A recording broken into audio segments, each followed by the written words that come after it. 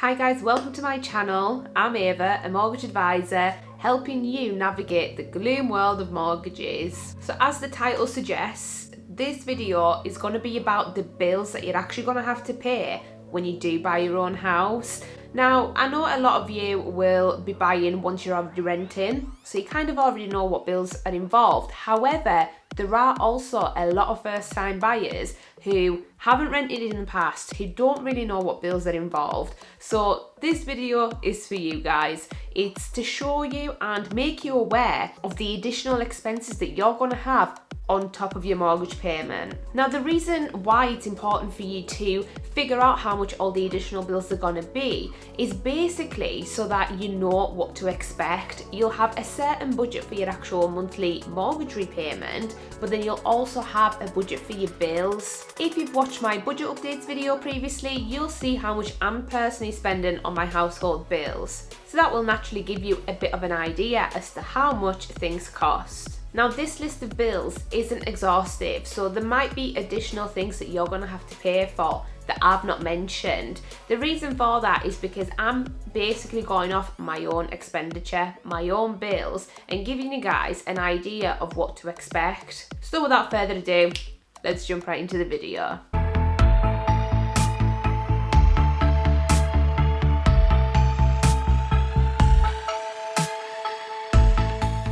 First one is probably the most obvious, and that is your mortgage payment. So yes, we are including that in this because it is ultimately a bill that you have to pay. So yeah, your mortgage repayment will vary.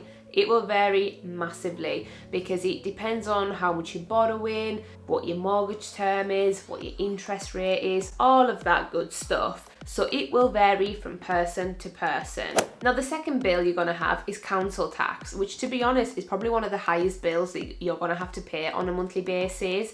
It's determined by the tax band of your property, and you can actually check that on your council's website. It'll tell you what band your particular house or property that you're looking at actually is and how much that's going to cost you on a monthly basis. So make sure you do a bit of that research up front as well, so you know what to expect. Now, the next bill we have is gas and electricity, so obviously part of your utilities. So this once again will vary massively from person to person as to how much you end up paying per month, because it all comes down to how much electricity and gas you're actually using and which provider you end up going with.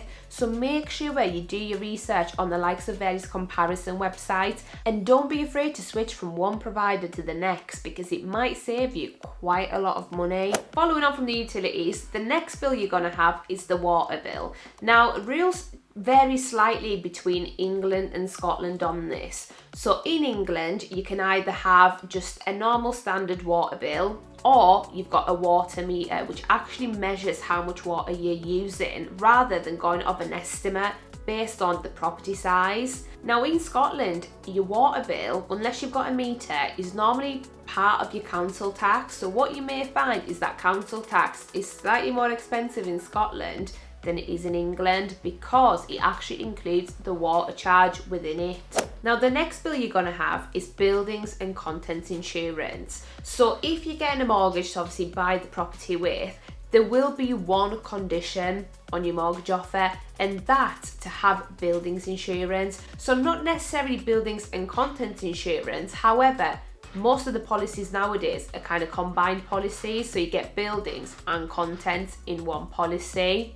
And that's also recommended because ultimately, if your house burns down, you want additional money to actually pay to refurnish it. Then we've got your TV license, which has actually caused a bit of a debate recently as to whether you actually need it or not. So what I'll do is I'll pop the rules up on the screen now for you, so make sure you stop the video, have a quick read through to see if it will apply to you. Now, in most cases, you will have to pay it, so you may as well do it, as otherwise you can get penalised. If you're found to not have a TV licence when you should have a TV licence, they will actually penalise you, and the fines are quite big. So don't risk it, just get it bought, and that's that. So I'd say those are the compulsory bills that you're gonna have. So let's kind of move on to the more variable ones where you probably will have them, but you may choose not to. So the first one is broadband. I mean, majority of households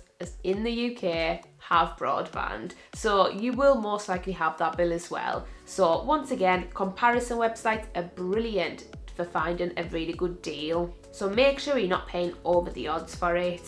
So then we've got your TV packages and subscriptions such as Sky TV, Netflix, Now TV, you know, all of those. And of course the costs will vary depending on which one you end up buying.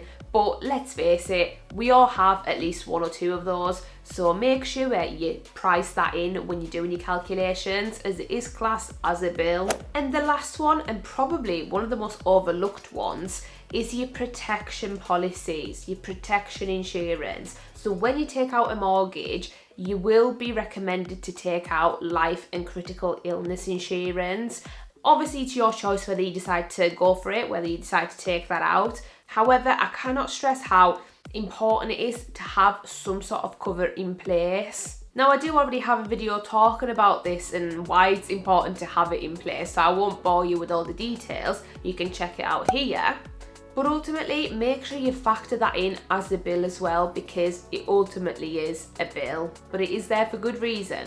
And on that note, guys, that is it for today's video. Once again, I hope you found it useful and it's helped you figure out what bills to expect as soon as you buy your house. Now, I ain't gonna lie, right?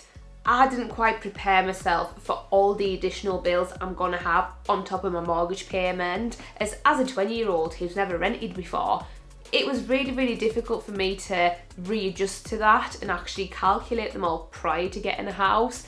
That's why I am encouraging you to do so before you actually put an offer in on the house. Make sure you know that the houses that you're looking at, you briefly know what type of bills to expect, how much it's actually going to cost you per month. And as I say, you can obtain that information online, comparison websites, your council website for your council tax, that type of thing. So it is all there, readily accessible. But if you like this video, please give it a big thumbs up and also subscribe to my channel down below. Thank you for watching, and I'll see you guys back on Monday with a brand new video. Bye guys.